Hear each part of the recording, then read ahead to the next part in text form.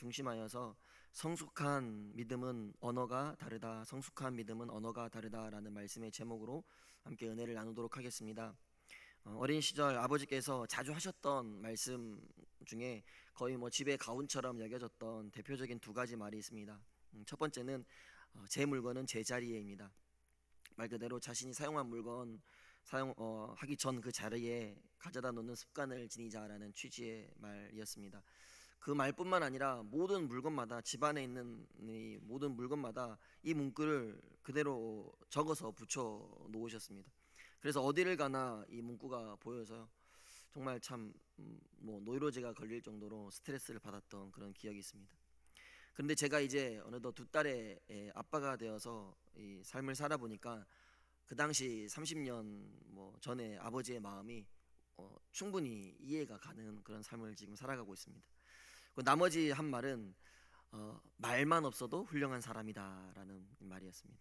그리고 이 말을 하실 때면 항상 함께 언급하셨던 이 말씀 구절이 있었는데요, 잠언서 10장 19절의 말씀에 말이 많으면 허물을 면하기 어려우나 그 입술을 제어하는 자는 지혜가 있느니라, 이 말씀을 항상 함께 하셨습니다. 그래서 그러면서 말 한마디의 그 중요성을 굉장히 강조하셨고요. 그러다 보니까 불필요한 말을 많이 하는 것을 매우 싫어하셨습니다. 그런데 저는 또 워낙 말이 많고 또 말하기를 좋아하다 보니까 이 부분이 여태 이제 고쳐지지 못하고 있는데요. 어쨌든 어릴 적에는 아버지의 이런 가르침들이 그저 지긋한 그런 잔소리로만 들렸었는데, 이제 어느덧 40대 시절을 지나가면서 되돌아보니까 정말 인생을 살아가면서 가장 기본적인 어떤 삶의 질서, 또 규범, 이런 것들을 지켜나가고 또 도덕적인 소양을 지니는데 정말 큰 도움이 되었던 것 같습니다. 그래서 지금은 그런 기본에 가장 충실한 삶을 가르쳐 주신 아버지께 참 감사하고 있습니다. 특별히 여러분, 이 말이라는 것, 이 언어의 중요성, 이것은 나라와 시대를 막론하고 매우 중요하게 강조되어 왔습니다.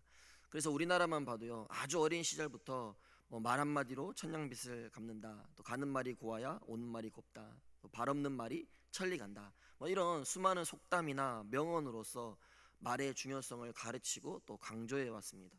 또 세계의 역사를 봐도요, 말 한마디 때문에 국가의 흥망성쇠가 좌우되는 그런 사례도 우리가 또 심심찮게 찾아볼 수 있다는 것입니다. 성경에서도 말의 중요성, 이 언어의 중요성을 강조하는 구절을 우리가 쉽게 찾아볼 수 있는데요, 대표적으로 잠언서 18장 21절과 또 21장 23절에 보면 죽고 사는 것이 혀의 힘에 달렸나니 또 입과 혀를 지키는 자는 자기의 영혼을 환난에서 보존하느니라 라고 말씀을 하고 있습니다. 오늘 또 본문에서도 말에 실수가 없는 자라면 곧 온전한 사람이라, 오늘 본문 2절에서도 이렇게 이 말의 중요성, 언어의 중요성에 대해서 강조하고 있다는 것입니다. 그도 그럴 것이 말이라는 것 어떻습니까? 그저 메시지를 전달하는 그냥 그런 수단뿐만 아니라 이 말을 내뱉은 사람의 성품과 인격, 심지어는 그 사람의 지식의 수준까지도 짐작해 볼 수 있을 만큼의 힘을 가지고 있는 것이 바로 이 말, 이 언어라는 것입니다. 그래서 누가복음 6장 45절에 보면은요, 선한 사람은 마음에 쌓은 선에서 선을 내고 악한 자는 그 쌓은 악에서 악을 내나니 이는 마음에 가득한 것을 입으로 말함이니라. 예수님께서도 그 말로서 그 사람이 지닌 어떤 그 상태, 그 영혼의 상태까지도 파악할 수 있고 그 영혼의 상태를 그 말에서 보여준다라고까지 교훈해 주셨던 것입니다. 더욱이 여러분, 말이라는 것 어떻습니까? 한번 내뱉으면 돌이킬 수 없다라는 그런 특수성이 있지 않습니까? 그래서 그 말 때문에 벌어진 실수를 만회하는 것이 굉장히 어렵다라는 특징이 있습니다. 그래서 유대인의 속담을 보면 인생에서 다시 돌이킬 수 없는 것, 다시 돌아오지 않는 것이 세 가지 있다고 하는데요, 먼저는 활시위를 떠난 화살, 그것은 다시 돌아오지 않고 돌이킬 수 없다라고 말하고요, 또 흘러가는 세월, 그것은 다시 돌아오지 않는다. 그리고 마지막으로 입 밖으로 나온 말, 그것은 다시 돌이킬 수 없다는 것입니다. 그만큼 일단 이 뱉어진 말은요, 그 개개인의 잘못을 떠나서 아무리 후회하고 자책해도 되돌리는 것이 쉽지 않다는 것입니다. 그래서 어떤 식으로든 그 상황이나 상대방에게 영향력을 미치기 때문에 굉장히 신중해야 함을 교훈하고 있는 것입니다. 특히나 여러분 요즘 보면 이 말 한마디의 신중함을 우리가 더욱 뼈저리게 느끼게 하는 그런 사건들이 연이어서 벌어지고 있지 않습니까? 정부의 주요 관리로 입각을 앞둔 그런 사람들이 과거에 내뱉은 그 말 한마디로 인해서 얼마나 소란스럽습니까?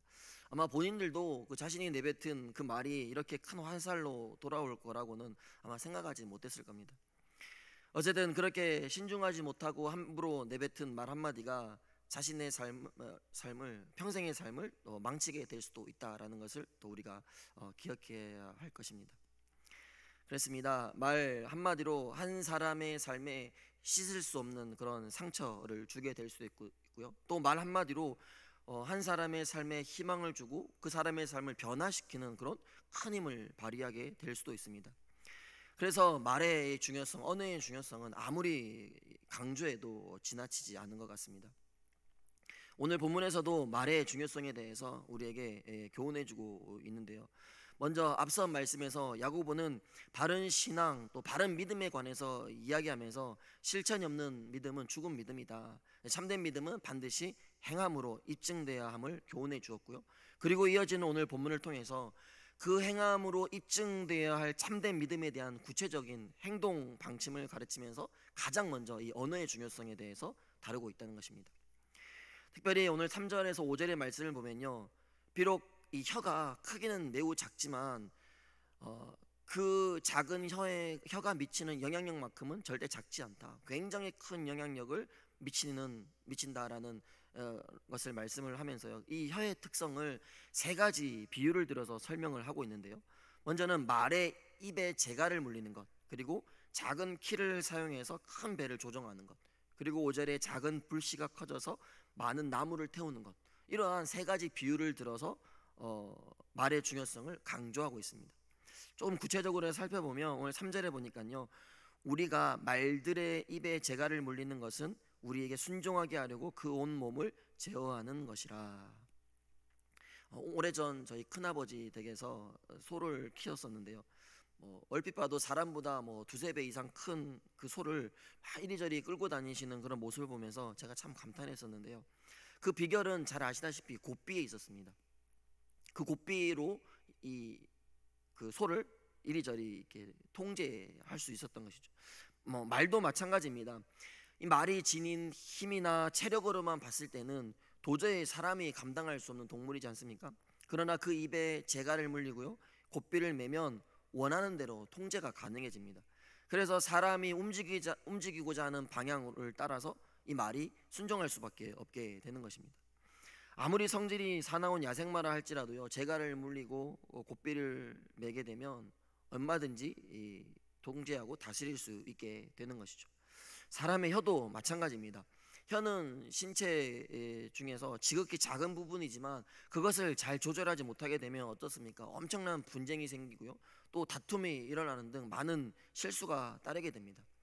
그래서 말의 입에 재갈을 물려서 통제하는 것처럼 이 사람의 혀를 통제할 수만 있다면 얼마든지 허물을 감추고 또한 성숙한 인격에 도달할 수 있다라는 것을 오늘 이 비유를 통해서 우리에게 교훈해 주고 있는 것입니다. 4절의 두 번째 비유인 이 큰 배를 조종하는 키에 대한 비유, 이것도 역시 마찬가지입니다. 여러분, 큰 배를 조종하는 키는 상대적으로 배의 그 규모에 비하면 굉장히 작지 않습니까? 그렇지만 그 큰 배를 사공이 쥔 그 키를 통하여서 마음먹은 대로 조종하듯이 혀 또한 매우 작지만 그 영향력은 굉장히 크다라는 것을 말씀해 주고 있는 것입니다. 그래서 그 키를 어떻게 조정하느냐에 따라서 이 배가 목적지에 잘 도착하거나 또는 좌초될 수 있듯이 우리가 혀를 어떻게 사용하느냐에 따라서 한 사람의 인생의 성공과 실패가 결정된다는 것입니다. 그만큼 중요하다는 것을 오늘 말씀을 하고 있는 것입니다. 5절에 나오는 세 번째 비유, 작은 불이 많은 나무를 태운다라는 이 비유 역시도 같은 맥락에서 우리가 이해할 수 있습니다. 결국 야고보는 이와 같은 일상의 삶에서 흔히 볼 수 있는 이러한 세 가지 비유들을 통해서 작은 혀, 이 작은 혀가 얼마나 엄청난 위력을 가지고 있는지, 말 한마디가 얼마나 큰 영향력을 미치는지를 우리에게 교훈해 주고 있는 것입니다. 자, 그리고 이어지는 오늘 6절부터의 말씀을 보면 야고보는 말의 중요성에 대해서 계속 이야기하면서 특히 이 말, 언어가 가지는 위험한 측면, 해악성을 강조하기를 시작합니다. 말이라는 것이 분명히 필요하죠. 그리고 긍정적인 영향을 미치는 것도 많이 있습니다. 하지만 야고보는 말이 가지는 위험성에 대해서 강조하면서 그 경각심을 높이고 있는데요. 그래서 이어지는 말씀을 보면 6절에서는요, 이 혀를 불이라고 표현을 하고요, 또 불의 세계라고 표현을 합니다. 그리고 지역불이라고 또 표현을 하고 있고요. 또 8절에서는 쉬지 아니하는 악, 또 죽이는 독, 그러니까 조금은 과장되어 보이기까지 하는 그런 표현을 사용합니다. 그러나 그만큼 혀가 가진 파괴력이 크다는 것을 강조하고 있는 것입니다. 실제로 잘못된 언어 사용은요, 우리가 생각하는 것보다 더욱 파괴적이고 아주 부정적인 영향을 초래할 수 있습니다. 그래서 우리의 삶을 더럽히고요, 인격을 파괴시키고, 그래서 마치 작은 불씨가 엄청난 속도와 파괴력으로 온 산을 순식간에 삼켜버리듯이 이 잘못 사용된 언어가 우리의 삶 전체를 불살라서 잿더미로 만들 수도 있고요, 또한 지옥불이 말할 수 없는 큰 고통을 주는 것처럼 잘못 내뱉은 말 한마디가 나와 또한 상대에게 정말 씻을 수 없는 큰 고통을 주게 될 수도 있다라는 것을 오늘 우리에게 경고하고 있는 것입니다. 그러므로 우리는 말을 하기 전에 한 번 더 생각하고 그 말이 정말 내가 의도한 것인지, 그래서 정말 내가 원하는 결과를 가져올 것인지를 우리가 더욱 신중하게 생각해야 하고요, 혹시 이 말을 듣고 누군가가 또 절망하거나 또 상처를 받게 되지는 않을지, 또한 공동체가 어떤 어려움을 당하지는 않을지 우리가 항상 고려하면서 유의해야 하는 것입니다. 바라기는 우리의 모든 언어가 공동체를 파괴시키는 그런 도구가 아니라 성령의 도구로서 공동체를 세우는 그런 아름다운 도구로 쓰임 받을 수 있어야 할 줄 믿습니다. 계속해서 이제 9절부터 마지막 12절까지의 말씀을 통해서 한 입으로 악과 선 둘 다를 말할 수 있는 이 혀의 이중성에 대해서 이야기를 하고요, 나아가서 거룩한 성도가 이 혀를 악의 도구로 사용하는 것에 대한 모순성을 지적을 하고 있는데요.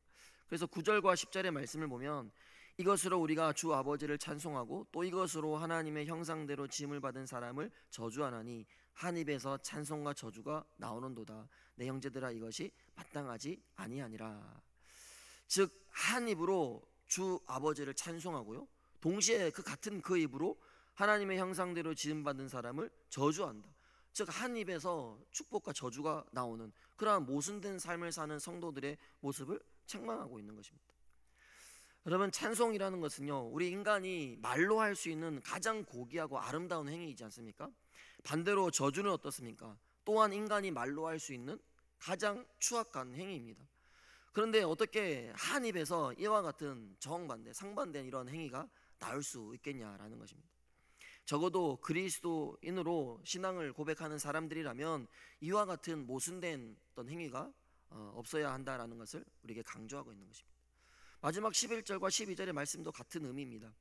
한 샘의 구멍에서 단물과 쓴물이 동시에 나올 수 없고요, 또 한 나무에서 다른 열매들을 맺을 수 없듯이 거룩한 성도의 말과 행동에는 거짓되고 모순된 행동이 없어야 함을 우리에게 교훈하고 있는 것입니다.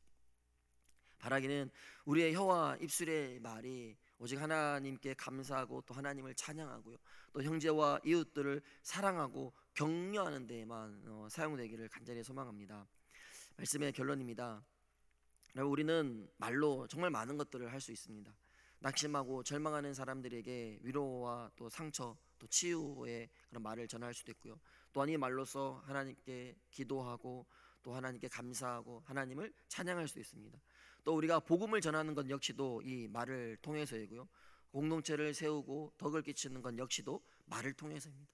그야말로 이 말은 정말 하나님께서 우리에게 주신 특별한 선물입니다. 따라서 우리의 말, 성도의 언어의 사용은 그 말을 주신 하나님께서 세우신 기준에 합당해야 하고 또 하나님께서 기뻐하시는 것이어야 합니다. 그러나 오늘 본문의 7절에 8절의 말씀에 보면 우리가 그것을 우리 스스로 제어하고 길들이는 것이 너무 어렵고 힘이 든다는 것입니다. 그러므로 우리는 우리의 혀를 비롯한 온 몸과 마음을 온전히 하나님께 맡기고요, 성령님의 도우심을 구하면서 그 말을 절제하고 제어할 수 있도록 성령님께서 우리의 말과 모든 행동을 통제하셔서 제어하고 절제할 수 있도록 그렇게 훈련하는데 우리가 힘써야 한다는 것입니다. 그래서 우리의 입에서 나오는 말을 통해서 상처받고 낙심한 자들이 오히려 소망을 얻고 나아가 공동체가 아름답게 세워져 가는 그런 은혜가 시작되어야 할 줄 믿습니다. 그래서 더욱 바라기는 우리의 모든 언어가 교회를 아름답게 세우고 나아가 이 땅 가운데 그리스도의 풍성한 열매와 또 그리스도의 아름다운 계절이 임하게 하는 그러한 놀라운 성령의 도구로 사용되어져서 우리의 말을 통하여서 교회 공동체가 더욱 아름답게 세워져 가는데 쓰임 받는 그러한 모든 성도님들 될 수 있기를 주님의 이름으로 부탁을 드리겠습니다. 기도하겠습니다.